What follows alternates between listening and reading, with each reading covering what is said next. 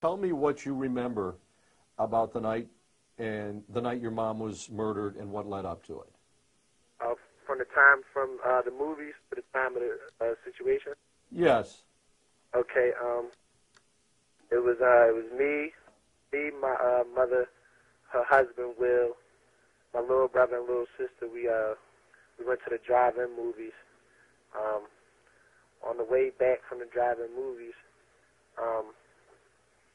my stepfather, which is Will, he went up to his mom's house. He was in there for approximately like 20 minutes, and then my mother became frustrated with how long he was taking, so she went up there and told him to hurry up. Upon returning to the car, it was she was shot. The glass shattered. She put the car in drive and sped off to the gas station at the corner. She got out. This call is from the State Correctional Institution at Fayette and is subject to monitoring and recording. After she got out, she went to the back seat of the van for some reason, and then she got about to the middle of the parking lot in the gas station, and she fell out. What do you remember? How much did you see this happen? Yes. Tell me what you saw at the time of the shooting. Well, when I was in the front seat, and when somebody's getting into the car, by habit you look over as they get in the car. So I looked over, and while she was getting in, a man appeared. I didn't per se see the gun. I just the glass shattered. I mean, what do you like? You want me to tell you what I saw? What he looks like? Well, just tell me again the sequence. What happened as she's getting in the car, and then what you saw. As she's getting in the car, she's nearly closing the door, and as she's closing the door, the glass shattered, and she put the car in drive and sped off. Did you see the person who did this? Yes. Could you identify them? Yes. Did the police ever question you? No. Never? Never. Never looked at a photo lineup? Never. And you were 8.5 years old at the time? Yes, sir. Are you certain, CJ, that it was one person and not two? I'm positive. The police have said this was a botched robbery. It was a robbery that went bad. What would you say about that? I would say that's nonsense. That's nonsense because there was no struggle. There was no physical contact between the guy and my mother. So I mean, if it was a botched robbery, it was shoot first, rob later. Because otherwise, that's nonsense. That's nonsense. Nobody said, "Give me your purse," or "This is a hold-up," anything like that? Not at all. You didn't see the gun, but you saw the man's face and saw the glass shatter. Yes, sir. Did you know your mom was hit? No, sir. When did you realize that she had been mortally wounded? I didn't know until after finding out she was dead. The next morning, because I was 8, I had slept in the bed with my stepfather, and they had told me she had died, and then they told me she had been shot. At the time I didn't know she was shot. Did Will ever ask you if you saw what happened? No, sir. He didn't? No, sir. Did he ever say anything to you about the case and whether you should tell what you know, anything like that? No, sir. He never brought anything of that up. Whose idea was it to go to the drive-in movie? Mine. Your idea? Yes, sir. And what movie did you see? On. I'm sorry? On. Could you spell it? S-P-A-W-N. Will's brother-in-law said you went to see Life with Eddie Murphy. No, That's what he told the police. that's wrong. That's wrong. That's wrong. Okay. Whose idea was it to go over and talk to Will's brother-in-law about buying a motorcycle? That I never had no knowledge of that. So I mean, I never had knowledge of that. I didn't know he talked about buying a motorcycle. When I talked to Will, he said that it was your mom's idea, that she insisted he go over there after the drive-in to talk to the brother-in-law about buying the motorcycle. I mean, if that's nonsense too. That has to be nonsense. I mean, it's almost 3 o'clock in the morning. It's almost 3 o'clock in the morning. I mean, that could wait. I mean, it was Mother's Day. So, I mean, that's nonsense. That's nonsense. How long after your mom was murdered did you leave Detroit? I moved with my great-grandmom about a week or two later, and then I lived in Michigan about 3 more weeks after my mom was murdered. Then I moved back to Philadelphia. Why did you move so quickly? I think my real father, he wanted me. He wanted me home. Was there anything about the situation at your brother-in-law's house, the scene where your mother was shot, that bothered or puzzled you? I mean, not really. I mean, after finding out, my mom was dead, I was pretty discombobulated. Nothing that stands out. Nothing that stands out. I think you told me on our first conversation you couldn't figure out why Will stayed in the house so long.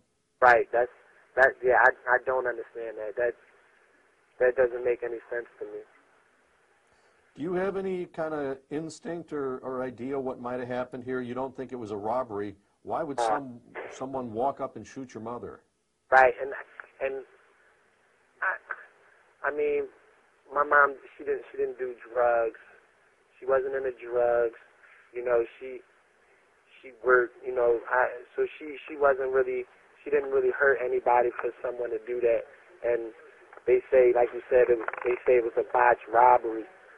I mean, like, nobody asked for nothing. There was no struggle. It was just, she just got killed. Like, it's, I don't know. It's, man, it's just, I don't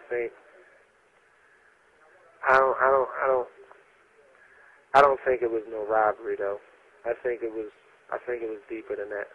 Think it could have been a setup? Possibly. And again, you're sure there were not 2 people involved? I'm most certainly positive. How old was this man you saw shoot? And he had to be in his early 30s at the time. He had to be in his early 30s, which would put him in his about early 40s, mid 40s now. The 2 people they were arrested, one was 21 and one was 24. That's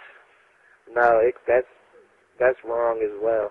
That's why I'm glad we're having this conversation, because like it was an older male. Mm-hmm. An older male. Can you kind of describe him? The call is from the State Correctional Institution at Fayette and is subject to monitoring and recording. Give me a general description of the guy, besides age. Like a real scruffy beard. The nose was huge. Like not huge, but I mean like it expanded over his face. You know what I'm saying? Like it was prominent in his face. Like I'm not too sure of the hair length, but it could have been either a very, very, very short cut or a bald head. Were you able to tell skin tone? I know it was late at night. You were a young guy. It was a black male? Yeah, yes. Light complexion, dark complexion? Could you tell? Not really. Not really. Not really, but I know he's African American. CJ, if someone was to set you down and show you pictures, including the people they arrested, taken the night it happened, would you be able to tell if those are the guys? Yes. Would you be willing to do that? Yes. Would you like to do that? Yes. I'm assuming you would not want the wrong people to be in prison for your mom's murder. Of course not. Were you aware that your mom had a life insurance policy? No. Did you ever get any money from that? No. Did you ever see Will act violently toward your mom?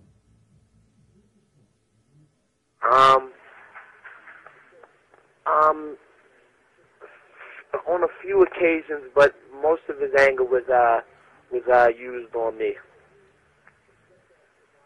He was pretty rough on you. I've seen the police reports. Do you want to get into that at all? I mean, like he served a year. Like I was about 5 or 6. He served a year. I think it is. He abused me. He beat me really, really, really, really bad. I had to go to the hospital. I was bleeding down my legs and my arms. When he finally did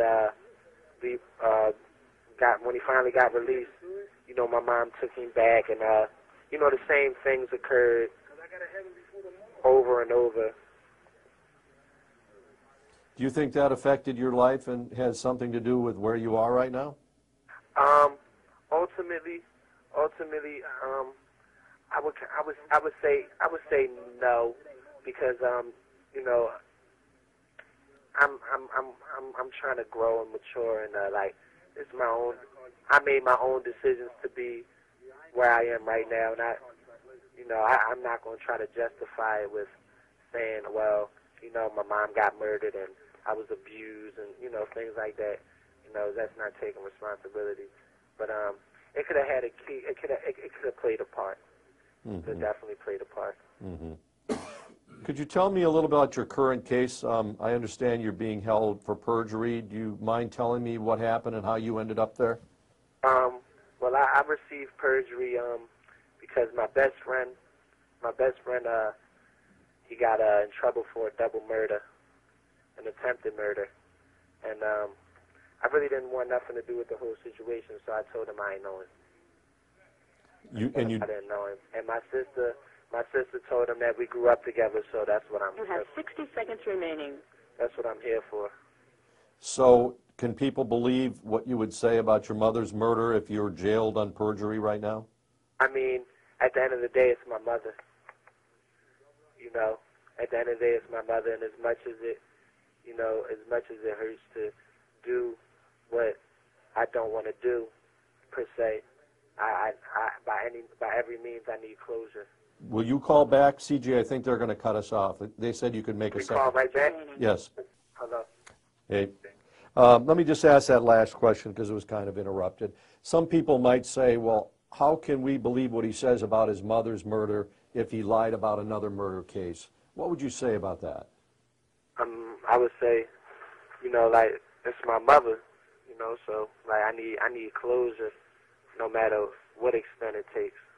You know what I'm saying? No matter what, you know, I had to do, I need closure. And you have no horse in the race. You have nobody you want to convict or anybody that you want to help. You don't know any of these people. You didn't know the man you saw. You don't know the people that are in prison, correct? Not at all. Mm-hmm. Not at all. So by being incarcerated in prison, you know, I understand how it would feel to be up here for something that you didn't do, or to spend life up here for something you didn't do. So, you know, because I don't know them, if I could help them, I will help them by any means possible if it wasn't them. But if I can't help them, and they're the reason why my mom is dead, then I will help y'all.